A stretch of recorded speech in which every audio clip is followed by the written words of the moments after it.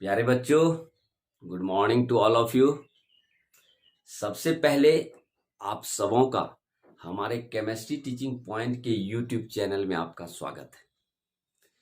सबसे पहले video start करने से पहले आज हम जिस टॉपिक को लेके आपके बीच आ रहे हैं वह सिर्फ board examination point of view ही नहीं बल्कि competitive examination point of view भी बहुत इंपॉर्टेंट है।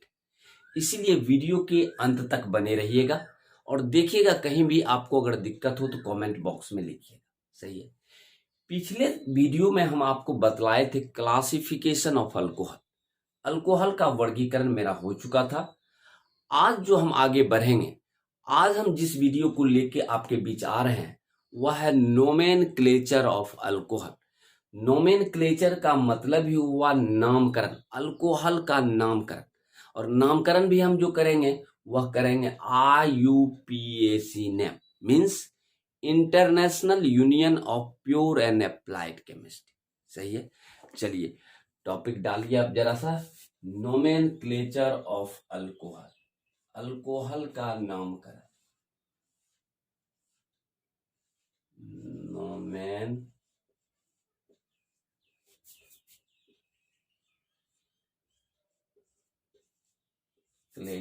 ऑफ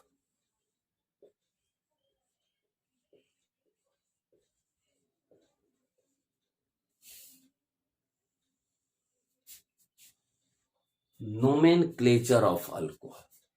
और हम जो चर्चा करेंगे वह करेंगे IUPAC नेम का। हम जो चर्चा करेंगे वह करेंगे IUPAC नेम का। और हमको लगता है कि 9th-10th में आप ऑलरेडी पढ़े हुए हैं कि IUPAC नेम का full form I for international union of pure and applied chemistry, means अंतरराष्ट्रीय नामकरण, किसी भी यौगिक का अंतरराष्ट्रीय नामकरण। क्लियर है। अब रही बात, यहां हम पढ़ने जा रहे हैं अल्कोहल का नामकरण। अल्कोहल का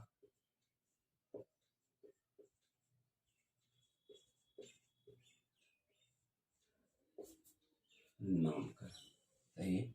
हम पढ़ने जा रहे हैं अल्कोहल का नामकरण और IUPAC नेम पढ़ने जा रहे हैं। IUPAC नेम का मतलब ही हुआ international union of pure and applied chemistry, अंतरराष्ट्रीय नामकरण। तो जरा फुल फॉर्म लिख लीजिए अगर नहीं जानते हैं। इसका फुल फॉर्म हुआ international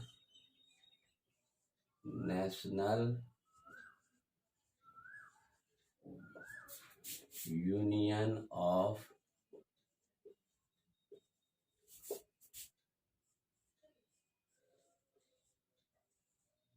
pure and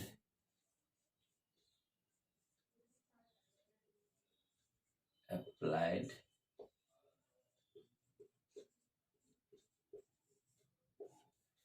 international union of pure and applied chemistry. ये है आपका IUPAC नेम का फुल फॉर्म। सही है। अब रही बात कि आप ये चीज जान रहे हैं कि अल्केन का समान सूत्र होता है CnH2n+2। क्लियर है। आप ये चीज जान रहे हैं। आपको हमेशा एक चीज याद रखना है कि अल्केन, अल्कोहल का नामकरण के लिए आपको सफिक्स के रूप में OL का यूज करना है। आपको यहाँ, आप गौर कीजिएगा, यहाँ आपको सफिक्स के रूप में आपको लगाना है क्या? OL को जोड़ना है। अब आप जानते हैं कि अल्केन का समान सूत्र है, अल्केन का समान सूत्र है CnH2n+2। सही है। अल्केन का समान सूत्र है CnH2n+2। अब आप क्या कर रहे हैं कि जब इसका नोमेनक्लेचर लिखिएगा तो अल्केन से E को हटाकर उसके जगह पर OL को आपको जोड़ देना है सफिक्स के रूप में। तो आपका वो हो जाएगा अल्केनॉल। इसका मतलब हुआ कि ये आप जोड़ दीजिएगा तो आपका हो जाएगा अल्केनॉल, जिसका जनरल फॉर्मूला हो जाएगा CnH2n+1 × OH। यानी कहने का मतलब अल्केन से एक ई को हटाइए, अल्केन से ई को हटाइए और ई के जगह पर आप OL को रख दीजिए तो आपका हो जाएगा अल्केनॉल। तो आपको सिर्फ ये याद रखना है कि सफिक्स के रूप में अल्कोहल जब भी आप OH देख लें फंक्शनल ग्रुप किसी भी कंपाउंड में, तो आपको करना है क्या, ई को हटाना है, ई को हटाकर सफिक्स के रूप में OL को लगा देना। यानी कि अल्केन चाहे मीथेन होगा तो methanol, ethanol, propanol, butanol, carbon की संख्या को काउंट कीजिए, उसके पेरेंट नेम में ई को हटा दीजिए और ई के जगह पर आप OL को जोड़ दीजिए तो वो उसका हो गया IUPAC नेम। तो इसका मतलब अल्केन का जनरल फॉर्मूला है CnH2n+2। हम क्या किए, अल्केन से ई को हटाए, माइनस ई का मतलब ई को रिप्लेस किए और ई के जगह पर हम सफिक्स के रूप में OL को रख दिए तो मेरा हो गया अल्केनॉल। क्लियर है? चलिए इसको उतार लें।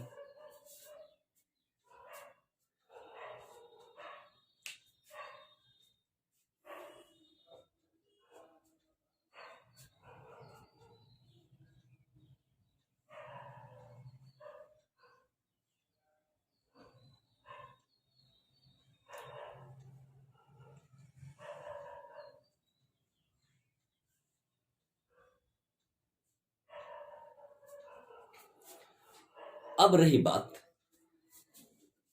रही बात की एक एग्जांपल देके आपको समझाते हैं। अगर मान लीजिए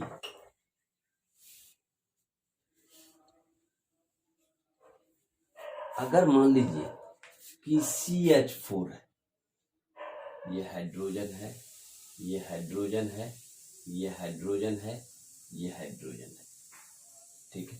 CH4 है, CH4 का मतलब क्या हुआ, ये आपका मीथेन है, यहाँ भी हाइड्रोजन है, यानी ये है आपका मीथेन। सही है। मीथेन से आपने क्या किया, एक हाइड्रोजन को हटाया, एक हाइड्रोजन हटाया यानी कि ई को हटाया और ई के जगह पर OL को जोड़ दिया। इसका मतलब हुआ कि C है, H है, H है, H है और यहाँ OH।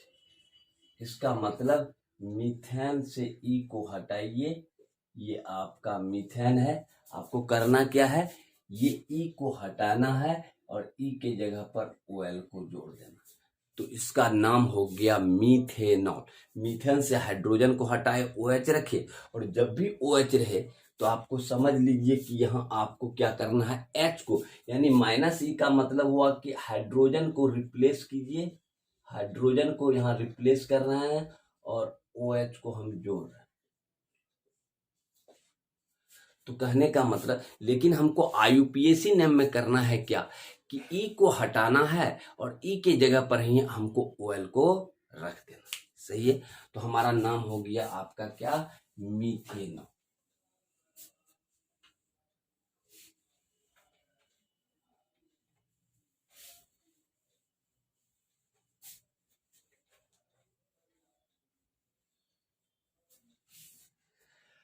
अब जरा सा गौर कीजिएगा आप, किसी भी कंपाउंड्स का दो नाम याद रखिएगा, किसी भी यौगिक का ऑर्गेनिक कंपाउंड्स का दो नाम, एक होता है कॉमन नेम जिसको आप कहते हैं साधारण नाम, और एक होता है IUPAC नेम जो इंटरनेशनली अंतरराष्ट्रीय नामकरण है जिसका कुछ रूल्स रेगुलेशन होता है। क्लियर है? तो कॉमन नेम लिखने का कोई रूल्स नहीं, किसी भी कंपाउंड्स का दो नाम, एक आपका कॉमन नेम और एक आपका IUPAC नेम। अब रही बात कि हम आपको दे दिए कि जरा सा बतलाइए भाई कि CH3 है, CH3OH, सही है, और एक है आपका C2H5OH, सही है। अब रही बात कि किसी भी कंपाउंड का दो नाम होता है, एक आपका कॉमन नेम है और एक आपका IUPAC नेम। अब अगर हम कहेंगे कि इसका IUPAC नेम लिखें, IUPAC नेम, तो आप कहिएगा कि एक कार्बन है सर, एक कार्बन का मतलब हुआ मीथेन और मीथेन से आपको ई को हटाना है, OL को जोड़ देना है। इसका मतलब इसका IUPAC नेम हो गया मेरा मीथेनॉल। सही है।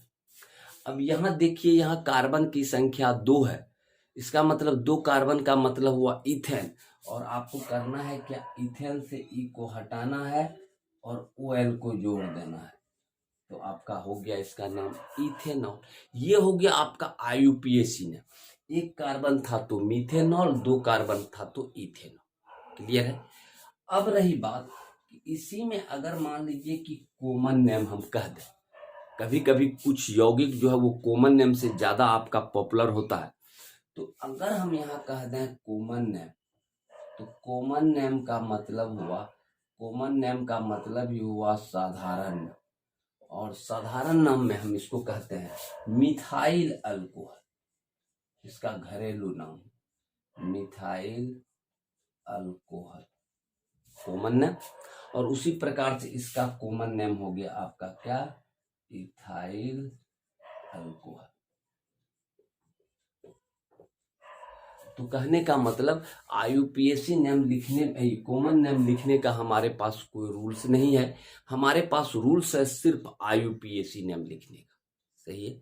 तो कहने का मतलब 1 कार्बन हुआ तो मीथेनॉल और 2 कार्बन हुआ तो इथेनॉल, और कॉमन नेम हो गया आपको मिथाइल अल्कोहल, इथाइल अल्कोहल। तो कहने का मतलब एग्जामिनेशन में ज्यादातर आपको पूछे जाते हैं IUPAC नेम, कि आपको यौगिक दिया रहेगा संरचना, आपको पूछेगा write down it's IUPAC name. तो चलिए इसको आप उतार लें कॉपी में।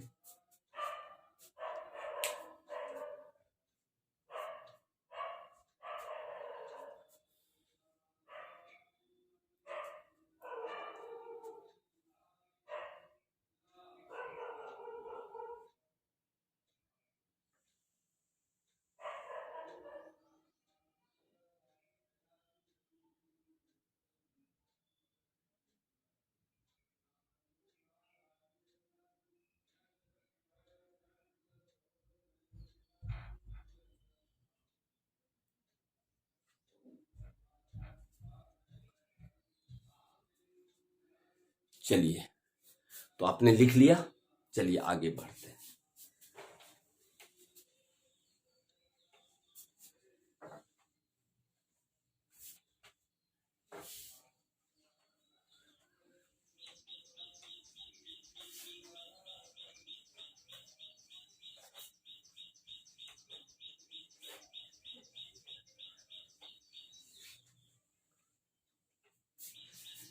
अब रही बात, अगर एग्जामिनेशन में आपको IUPAC नेम पूछ ले, तो IUPAC नेम लिखने में सबसे बड़ा प्रॉब्लम क्या है कि आपको कार्बन की संख्या को काउंट करना है। लॉन्गेस्ट कार्बन चेन को आपको देखना है, लंबी श्रृंखला वाला कार्बन चेन को देखना है, तो आपको वहां गिनती करना पड़ता है। अगर 1 कार्बन है तो मीथेन, 2 कार्बन है तो इथेन, 3 कार्बन है तो प्रोपेन। कम से कम आपको 1 कार्बन से 10 कार्बन तक का पेरेंट नेम आपको पता होना चाहिए, तभी आपसे बनेगा। बहुत स्टूडेंट को पता भी होगा, 9th 10th में आप पढ़े हुए हैं, लेकिन जिसको नहीं पता है हम आपको लिखा देते हैं, उसके बाद हम आगे बढ़ते हैं। जैसे सपोज मान लीजिए कि अगर कार्बन की संख्या 1 कार्बन है तो इसका नाम हो जाता है मीथेन, मीथेन। अगर आपका 2 कार्बन है तो इसका नाम हो जाएगा इथेन। अगर 3 कार्बन है तो इसका नाम हो जाएगा प्रोपेन। अगर आपका 4 कार्बन है तो नाम हो जाएगा ब्यूटेन। अगर ये 5 कार्बन है तो हो जाएगा आपका पेंटेन। 6 कार्बन है तो हो जाएगा हेक्सेन। सही है। 10 तक आप याद रखिए, कहीं दिक्कत नहीं। हेक्सेन। 7 कार्बन है तो आपका हो जाएगा हेप्टेन। 8 कार्बन है तो हो जाएगा ऑक्टेन। 9 कार्बन है तो हो जाएगा नोनेन। 10 कार्बन है हो जाएगा डेकेन। 11 कार्बन है हो जाएगा अनडेकेन। 12 कार्बन है हो जाएगा डोडेकेन। इतना तक आप याद रखिए, 1 कार्बन से लेकर 12 कार्बन तक का आप याद रखिए। और जब आपको नोमेनक्लेचर आए तो आप कार्बन की संख्या को काउंट कीजिए और उसके आधार पर आप उसका IUPAC नेम लिख सकते हैं, कहीं दिक्कत वाली बात नहीं। क्लियर है? चलिए इसको उतार ले आप।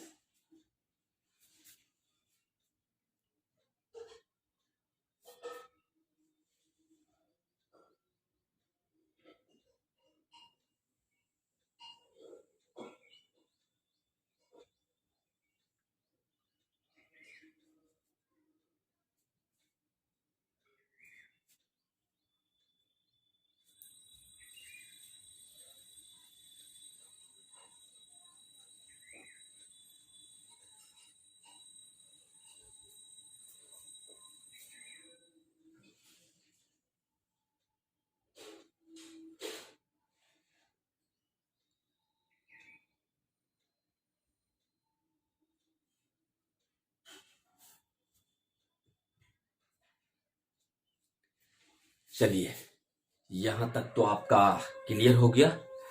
चलिए अगले लेक्चर में हम आपको बतलाएंगे, कुछ इस पर प्रैक्टिस आपको करवाएंगे।